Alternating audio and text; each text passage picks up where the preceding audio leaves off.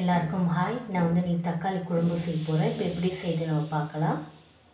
3 table spoon எண்ணெய் சேர்க்குறேன். அரை டீஸ்பூன் கடுகு சேர்க்குறேன்.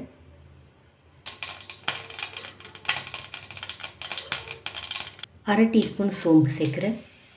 அரை டீஸ்பூன் சீரகம், 5 பல் பூண்டு நசுக்கி வச்சுருக்கேன் சேர்த்துக்கிறேன். 2 பச்சை மிளகாய், ஒரு காஞ்ச மிளகாய், ஒரு வாட்டி மிக்ஸ் பண்ணிட்டுலாம்.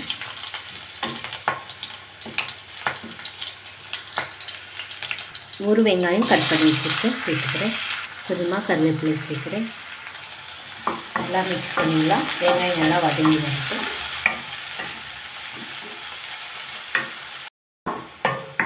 இப்போ வெங்காயம் நல்லா வதங்கி வந்திருக்கு. இந்த அளவுக்கு வதங்கினா போதும். 1/4 டீஸ்பூன் மஞ்சள் தூள் சேர்க்குறேன். 1/2 டீஸ்பூன் மிளகாய் தூள், 2 டீஸ்பூன் தனியாத்தூள் சேர்க்குறேன்.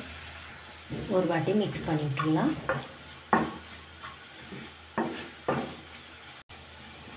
இப்போ 1 நிமிஷம் ஆகுது. மீடியம் சைஸ் தக்காளி 4 கட் பண்ணி வச்சுருக்கேன் சேர்த்துக்கிறேன். குழம்புக்கு தேவையான அளவு உப்பு சேர்த்துடலாம். நல்லா மிக்ஸ் பண்ணிடலாம். தக்காளி நல்லா வதங்கி வரட்டும்.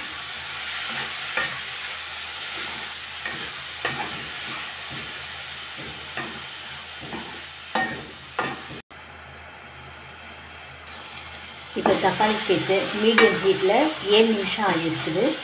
நல்லா வதங்கி வந்துட்டு நம்ம தண்ணி சேர்த்துடலாம்.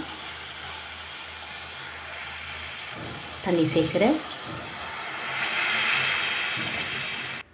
நல்லா மிக்ஸ் பண்ணிவிடலாம். 2.5 கப்பு தண்ணி சேர்த்து நான் இன்னும் கொஞ்ச நேரம் கொதிக்கட்டும்.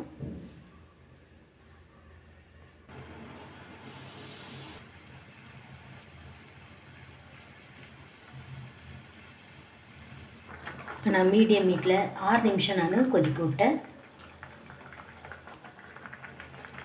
6 டேபிள் ஸ்பூன் தேங்காய் பால் சேர்க்குறேன் நான்.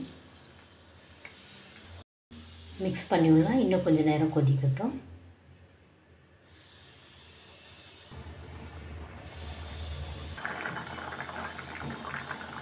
கொஞ்சமாக கொத்தமல்லி சேர்க்குறேன். ஒரு வாட்டி மிக்ஸ் பண்ணிவிடலாம். மீடியம் ஹீட்டில் 7 நிமிஷம் நான் கொதிக்க விட்டேன்.